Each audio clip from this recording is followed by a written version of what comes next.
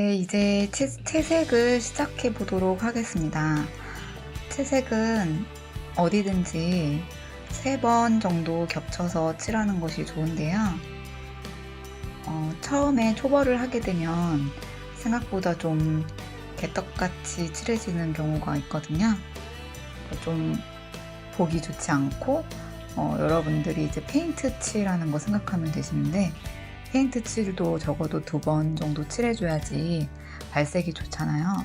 요것도 그것처럼 꼼꼼하게 최소한 2번에서 4번 정도 겹쳐 칠할수록, 이 아크릴 물감의 특성이 겹쳐 칠할수록 색칠도 더 잘 되고 더 발색력도 좋아지고 색이 더 견고해집니다. 제가 사용하는 물감은 아크릴 과슈라고 되어 있으면 조소냐 물감이에요.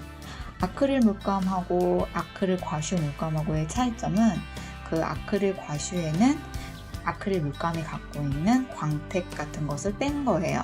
좀 더 매트하고 광택이 없어서 좀 빛 반사가 적은 특징을 갖고 있다고 보시면 돼요. 제가 조소냐 물감을 써보니까 발색이 진하게 잘 되고 색깔이 부드럽고, 팔레트에 짜놨을 때의 건조 시간이 좀 다른 일반 아크릴 물감보다 좀 길어서 작업하기 좀 저는 편했었고요. 그 다음에 가격대 역시 인터넷 하왕에서 75ml 조금 넉넉한 용량인데 4,100원 정도밖에 하지 않아서 가성비도 좀 더 뛰어난 제품이어서 추천을 해드리고 싶고요. 그리고 제가 사용한 종이는 캔버스 대용지를 사용하고 있어요. 파브리아노의 텔라라고 하는 종인데요. 재질이 거의 캔버스와 흡사해서 여러분들 연습용으로 사용하기 적합할 것 같고, 10장에 10,000원 정도면 구매하실 수 있고요.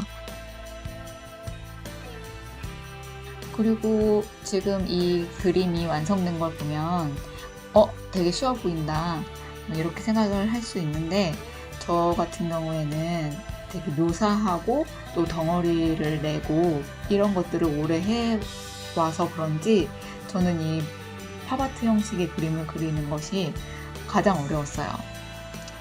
저는 색연필, 수채화, 유화 같은 경우, 수채화 같은 경우 지금도 연습을 하고 있지만 가장 힘들었던 게 이 아크릴 팝아트였던 것 같아요.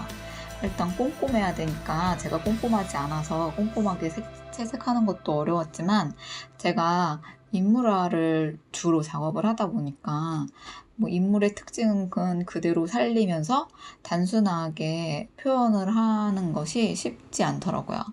또 적합하고 예쁜 톤을 찾아야 되고요, 피부톤을. 그 다음에 단계별 톤도 적합하게 나타내야 되고요. 칸도 자연스럽게 흘러야 되고, 그런 것들이 어려웠어서 많은 시행착오를 겪었던 것 같거든요. 저는 제 스타일의 팝아트는 무조건 명암 구분으로 칸을 나눠서 하는 방법으로 하고 있고, 그라데이션은 전혀 사용하지 않고, 하이라이트 부분에서는 제가 글레이징 기법을 통해서 하이라이트를 좀 표현은 하고 있어요.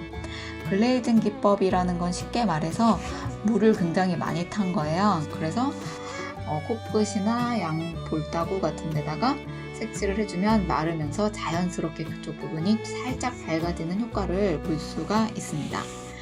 채색 순서는 크게 중요하지 않아요. 왜냐면 이건 칸칸 나눠놓은 대로 색칠을 하는 거기 때문에 크게 중요하지는 않습니다. 일반적으로 아크릴 물감 채색은 어두운 색부터 밝게 올라가는 방법으로 하잖아요.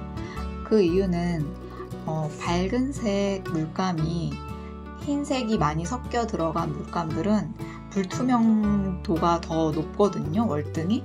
근데 번트 엄버, 번트 시에나 이쪽 브라운 계열의 그런 물감들은 아크릴 물감이라 하더라도 투명한 성질을 갖고 있어요. 어느 정도 투명하다 해서 진하게 두껍게 잘 색칠이 안 돼서 애를 먹는 경우도 있어요. 그런 성질 때문인지 어두운 색에서 밝은 색으로 올라갈 때 더 채색이 잘 먹혀요. 근데 밝게 칠한 데에서 점점 어둡게 채색이 들어가는 거는 자연스럽게 잘 그라데이션도 되지 않고 좀 더 힘이 든다는 걸 느끼실 수 있을 거예요. 그런데 이 팝아트 같은 경우에는 그런 성질을 딱히 필요로 하지 않고 그냥 칸칸이 나눠 놓은 데를 색칠하는 거니까 그게 그렇게 중요한 부분은 아니겠죠. 만약에 여성이 긴 머리 여성의 모델이었다 뭐 이런 경우에는 머리카락 색깔은 가장 나중에 하는 것을 추천드립니다. 이런 식으로 해서 저는 이 전지현 그림을 그려봤고요. 도움이 되셨길 바라면서 다음에 다시 좋은 영상으로 인사드리도록 하겠습니다. 감사합니다.